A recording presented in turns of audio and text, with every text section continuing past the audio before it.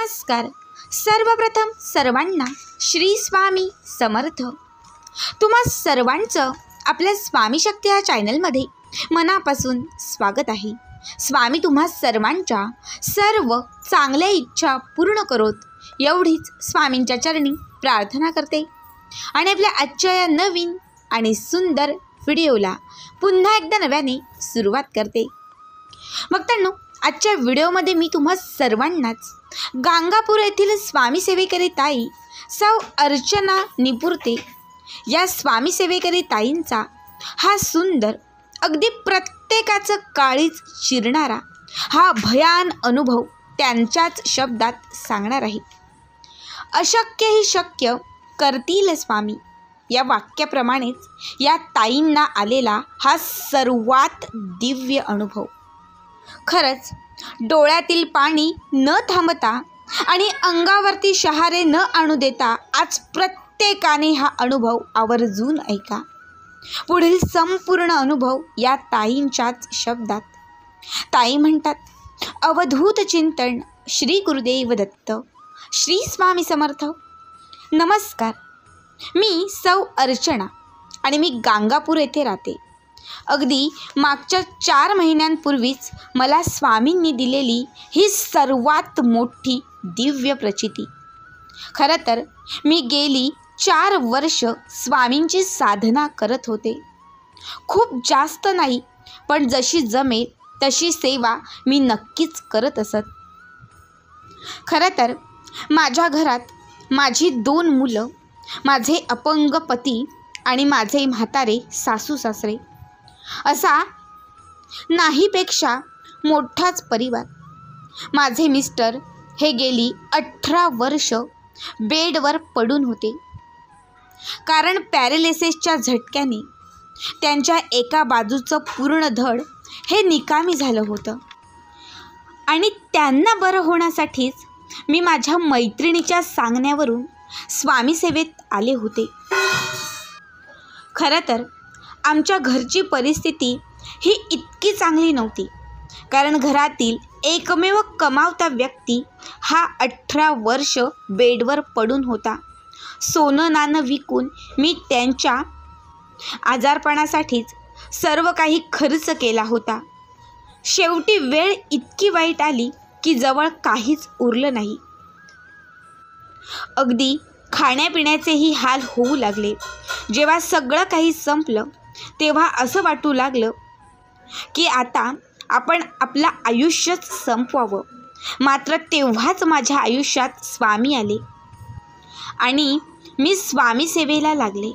मी मनापासून स्वामींची सेवा करत होते, मात्र हातात काहीच येत नव्हते. दिवसेंदिवस परिस्थिती ही बिघडतच गेली. 2 वर्ष स्वामींची मनापासून सेवा करूनही स्वामींनीही फसवले याचीच मला जाणीव होऊ लागली. त्या दिवशी ठरवले की आता स्वामींवरही नको, आता कुणावरच विश्वास नको, सारखं आयुष्याचा शेवट करू असं माझ्या मनाला वाटत होतं. रात्रंदिवस माझ्या डोक्यात, माझ्या मनात फक्त आणि फक्त मरणाचा विचार येत असे. एके दिवशी माझ्याच एका नात्यातील व्यक्तींनी मला माझ्या मिस्टरांना उपचारासाठी पुण्याला नेण्याचा सल्ला दिला. तिथे गेल्यावर ते ठीक होतील म्हणून मला त्यांनी विश्वास दिला. त्या दिवशी मी स्वामींना हात जोडले आणि स्वामींची साथ हवी आहे म्हणून मी विनंती केली. त्या दिवशी महाराजांच्या समोर मी 21 सारामूत पारायणाचा संकल्प केला आणि मी पारायणाला सुरुवात केली. खरं तर माझा पहिला दिवस खूप छान गेला. दुसऱ्या दिवशी माझं दुसरं पारायण होतं. त्याच दिवशी मिस्टरांना पुण्याला हॉस्पिटलमध्येही नेण्याचं ठरलं होतं. खरं तर त्या दिवशी रात्री झोपेत मला खूप भयान स्वप्न दिसली. काहीतरी वाईट घडणार हे मला समोर दिसत होतं, पण मन मात्र खूप घाबरलं होतं. सकाळी मी नेहमीसारखी उठले आणि घरातलं आवरून मी पारायणाला बसले. खरं तर हे माझं दुसरं सारामृत पारायण होतं. त्या दिवशी मला नेहमीपेक्षा थोडी घाईच होती, कारण मला संध्याकाळी मिस्टरांना घेऊन पुण्याला हॉस्पिटलला जायचं होतं. मी पारायणाला बसले आणि खूप मोठा घात झाला. घरामध्ये एकच रडण्याचा आवाज सुरू झाला. मी पारायणातून मध्येच उठले आणि घरात धाव घेतली, तर माझा नवरा मृत्यूच्या दारात होता. त्या दिवशी त्यांना पॅरालिसिसचाच दुसरा झटका आला होता.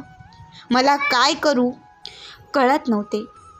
5 मिनिटे मी फक्त त्यांना बघत होते. मात्र पुढच्याच क्षणात घरात आक्रोश झाला, कारण माझ्या नवऱ्याचा श्वास तिथेच थांबला. गावातील लोक जमा झाली. सगळीचकडे हे मृत झालेत याची वार्ता पसरली. मात्र माझा स्वामींवरती विश्वास होता. मी स्वामींजवळ जाऊन डोकं आपटत होते आणि त्या क्षणात एक चमत्कार झाला. त्या दिवशी स्वामींच्या मूर्तीवरती मी मोगऱ्याचं लावलेलं एक फूल खाली पडलं. मी ते फूल हातात घेतलं आणि मिस्टरांच्या जवळ गेले. त्यांच्या छातीवर ते फूल मी ठेवले आणि पुढच्या 15 मिनिटात मृत पावलेल्या माझ्या मिस्टरांचा श्वास परत आला. हो, खरंच त्यांचा श्वास परत आला. कदाचित तुमचा विश्वास बसणार नाही, पण ही घटना माझ्या आयुष्यात साक्षात घडली. हा चमत्कार अख्खा गाव पाहत होता. मात्र हा चमत्कार माझ्या स्वामींचा होता. खरंच लीला घडली. सारामृत पारायण करत असताना स्वामींनी मला लीला दाखवली. वेळ का आली होती, काळही आला होता. मात्र माझ्या स्वामींनी वेळही परत पाठवली आणि काळही परत पाठवला. त्या दिवशी सारामृत पारायणाचा खरा अर्थ आणि त्यातील ताकद मला कळली होती. त्या दिवसानंतर माझे मिस्टर अपंगत्वातून बाहेर पडू लागले. आज 4 महिन्यानंतर ते पूर्णपणे बरे झाले. गेली 18 वर्ष बेडवर पडलेला व्यक्ती चमत्कारासारखा आज उभा राहिला आहे. ही फक्त आणि फक्त स्वामींची कृपा आहे. आज माझा संसार सोन्यासारखा पुन्हा एकदा सुरू झाला. खरंच अशक्यही शक्य करतील स्वामी. ताई सगळ्या स्वामी भक्तांना सांगू इच्छितात की ज्यांच्याही आयुष्यात खूप दुःखे आणि संकटे आहेत, त्यांनी फक्त स्वामी सेवा करा आणि स्वामी सेवेचा प्रसार करा. कारण प्रत्येक दुःखातून बाहेर काढणारे आणि मार्ग दाखवणारे आपले स्वामीच आहेत. भक्तांनो, खरंच जेव्हा मी हा अनुभव ऐकला, माझ्याही डोळ्यातलं पाणी थांबत नव्हते. आज हा अनुभव ऐकून कोण कोणाच्या डोळ्यात पाणी आले ते नक्कीच कमेंटमध्ये कळवा आणि श्री स्वामी समर्थ लिहायला विसरू नका.